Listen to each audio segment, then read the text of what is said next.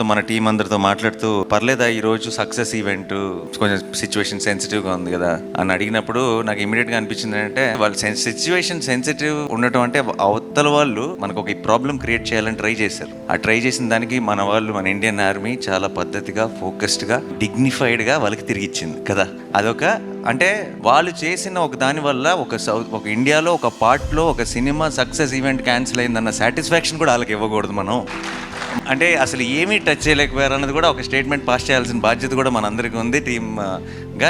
Let's celebrate, say or salute to the Indian army, Indian navy and you know అందరికీ ఆ front లైన్స్లో ఉండి fight చేస్తున్న వాళ్ళందరికీ మన ట్రిబ్యూట్, మనం రెస్పెక్ట్ పే చేసుకుందాం. అండ్ దట్స్ ఆల్సో బ్రహ్మాండమైన ఒక ఆపర్చునిటీ అని చెప్పి ఈరోజు ఈవెంట్ని యాజ్ టీస్గా ప్లాన్ చేయడం జరిగింది, ముందు ప్లాన్ ప్రకారమే.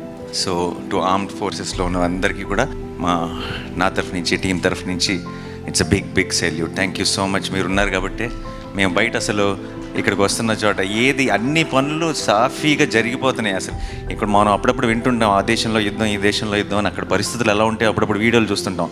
మన దేశం అంతా యాజ్ ఇట్ ఈస్గా ఫంక్షన్ అవుతుందంటే దానికి కారణం ఇండియన్ ఆర్మీ. అండ్ వాళ్ళందరికీ మన సైడ్ నుంచి బిగ్ సెల్యూట్.